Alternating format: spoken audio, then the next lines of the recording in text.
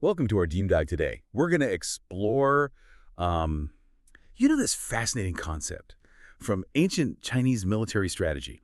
It's called jie dao sha rein, which translates to, I think, borrowing a knife to kill. And we've got some really cool source material to work with today. We've got excerpts from this modern interpretation of the 36 stratagems, a classic Chinese military text. Yeah. And we'll also be kind of looking at how this strategy is being applied today in business and even like MBA logic problems. So it's not just about warfare. It's really about achieving your goals through like a clever manipulation of circumstances. Kind of think of it like a strategic game of chess, but the stakes can be a lot higher. You know, what I find fascinating is this concept that is rooted in ancient warfare is still so relevant today. I think it speaks to the enduring power of strategic thinking. So let's break this down. What exactly does borrowing a knife to kill mean? Like, can you give us a clear picture of this concept? You know, at its core, borrowing a knife to kill involves using a third party to achieve your objective. It might involve exploiting existing tensions or even pitting your enemies against each other. And the power of this strategy lies in its indirectness. You're achieving your goal without directly engaging in the conflict. And one of the things that really stood out to me in the source material was this emphasis on the knife itself. It can be anything, another person, a rival group, a law, or regulation, really anything that can be wielded to your advantage. The key seems to be identifying the right knife and then figuring out how to use it effectively. You've hit on a key point.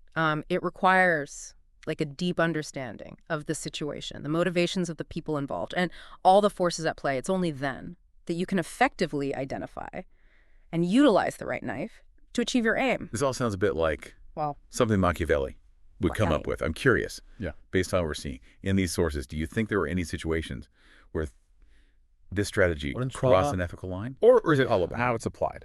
To answer that, I think it would be helpful to look at some historical examples from the source material to see how this strategy has been employed in the past. It might shed some light on those ethical considerations. One compelling story is that of Duke Juan of Zheng, who wanted to conquer the state of Guy. But instead of a direct attack, he devised a rather cunning plan. So tell me more about this Duke Juan. How did he manage to conquer this state without directly attacking it? What was his strategy? Well, you see, he learned the names of Guy's most influential officials. And then he strategically spread a rumor that these officials were conspiring with him to conquer Guy. He even went so far as to stage a fake oath-taking ceremony with a list of their names, supposedly buried under an altar. Wow, he really went all out to make it believable. So what happened next? Did the officials in Guy fall for this, elaborate ruse? Absolutely. The ruler of Guy, believing that his own officials were plotting a coup, had them all executed. This, of course, significantly weakened Guy, paving the way for Duke Juan's relatively effortless conquest. So he essentially used deception to turn Guy's own strength, its leadership, into a weapon against itself. That's a pretty powerful example of borrowing a knife. It makes you wonder how often this kind of strategy has been used throughout history. The source also points to another fascinating example, Zhu Zhiliang's famous alliance with Wu to defeat Wei at the Battle of Red Cliffs. Ah, yes, a classic demonstration of borrowing a knife. In this case, Zhu Zhiliang recognized the shared threat posed by the powerful Wei, and so he skillfully forged an alliance with Wu, a traditional rival, effectively borrowing their knife to weaken their common enemy. This brilliant maneuver led to a decisive victory at Red Cliffs, a victory that shifted the balance of power in the Three Kingdoms period. It seems like borrowing a knife can be used for both conquest and for forging strategic alliances. The source also mentions this powerful ruler named Nurhaci, who was initially very successful in his campaigns against the Ming dynasty, but his downfall was orchestrated by this brilliant Ming general named Yuan Chengquan. How does this example fit into the concept of borrowing a knife? Well, Yuan Chengquan, after carefully studying Nurhaci's tactics, realized that Nurhaci was overconfident and prone to making rash decisions. So he cleverly orchestrated a series of provocations designed to lure Nurhaci into a trap, essentially using Nurhaci's pride and ambition as the knife. That would lead to his downfall. So instead of using a third party, he used Nurhaci's own personality as the knife, and it worked. Yes. The result was a crushing defeat for Nurhaci at the Battle of Ningyuan, which ultimately contributed to his death. These historical examples really highlight the psychological aspect of borrowing a knife. It's not just about brute force. It's about understanding your opponent, their weaknesses, their motivations, and using that knowledge to your advantage. Absolutely. Borrowing a knife involves understanding your opponent's psychology just as much as it involves finding external forces to manipulate. And it certainly raises questions about the ethics of using such tactics. Were these leaders justified in their actions? Were they simply brilliant strategists, or were they ruthlessly manipulative? That's a question that historians continue to debate. Yeah, it's a question worth pondering. But before we get too deep into that, one thing that really surprised me in the source material was this connection to MBA logic problems. It just seemed to come out of nowhere, but then it really clicked. I know, it seemed a bit out of place at first. But the source makes a strong case for how borrowing a knife can be applied to solving those tricky logical reasoning puzzles. So how does that work? Are we talking about using the 36 stratagems to outsmart the GMAT? Not quite. It's more about recognizing the knife in these puzzles. It's about identifying the element, the missing piece of the puzzle that creates the desired outcome. So instead of thinking about armies and battlefields, we're looking for the knife. That solves the puzzle. That's a fun way to think about it. And it brings us to another example from the source material, the story of Xerox founder Wilson. Apparently he used borrowing a knife to actually boost demand for his revolutionary dry copier. Yes. Wilson's story is a perfect example of how this ancient strategy can be applied in a modern business context. You see, when he first developed the dry copier, which was a groundbreaking invention at the time, his lawyers advised him that selling it at a low price to gain market share could be considered legal dumping. So he couldn't just undercut the competition with a lower price. What did he do? This is where the borrowing a knife element comes in. He decided to set an incredibly high price for the copier, over 10 times the cost of production. This made it nearly impossible for anyone to buy it outright. That's interesting. So he used the law, which was preventing him from selling it cheaply, as his knife. But if no one could buy it, how did he make any money? Well, he created a huge demand for the product by making it seem exclusive and highly desirable. People had seen the dry copier's amazing capabilities during demonstrations, and they desperately wanted one. So he cleverly offered a rental service instead, since he had a monopoly on the technology.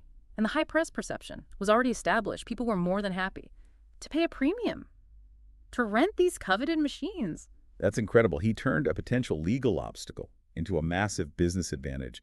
He borrowed the knife of legal regulations and actually ended up making even more money by leasing the copiers instead of selling them. What a brilliant example of using this strategy. It certainly demonstrates how a deep understanding of context and a clever manipulation of circumstances can lead to unexpected success. And it shows that borrowing a knife isn't just for CEOs or military masterminds. This is a strategy that has implications for everyone. It's about understanding how to use leverage and influence to your advantage. The key takeaway here is that direct confrontation isn't always the best or the only solution. Sometimes a more nuanced approach, one that leverages existing tensions or skillfully uses third parties, can lead to a more favorable outcome. So we've seen how borrowing a knife played out on ancient battlefield, and we've seen how it can be applied in today's business world. But now I'm really curious to explore how these principles can be used for personal growth. Yeah, it's fascinating to think about how these ancient strategic principles can apply to our personal lives. It's almost like borrowing a knife can be a tool for self-improvement. You know, one thing that really stood out to me in the source material was this idea that the borrowed knife needs to be sharp. But using a sharp knife always carries the risk of cutting yourself. It got me thinking about the potential downsides of this strategy. What are some of the risks involved if someone isn't careful? That's a great point, and it's something the source material really emphasizes. One of the biggest risks is misjudging the situation or the people involved borrowing a knife. Hinges on understanding the dynamics at play. If you miscalculate, you could find that the knife turns on you, leaving you in a worse position than before. It's like setting a trap but ending up as the one who gets caught. Exactly. And even if you achieve your initial goal, there's also the risk of unintended consequences. The actions you set in motion could have ripple effects that you didn't anticipate, potentially causing harm or creating new problems down the line. So it's not just about winning the battle in front of you. It's about thinking about the long-term impact of your actions. Strategic thinking requires that broader perspective. You have to consider the potential consequences for yourself and for others. That makes a lot of sense. So how can someone protect themselves from becoming the victim of this strategy? What are some signs that someone might be trying to borrow a knife to use against you? The source material actually offers some insights into that. There are often subtle cues you can pick up on. For example, someone who is suddenly overly helpful or who pushes you to take actions that seem against your best interests might be trying to manipulate you. It reminds me of that saying, beware of Greeks bearing gifts. There's often a hidden agenda behind seemingly generous offers. Right.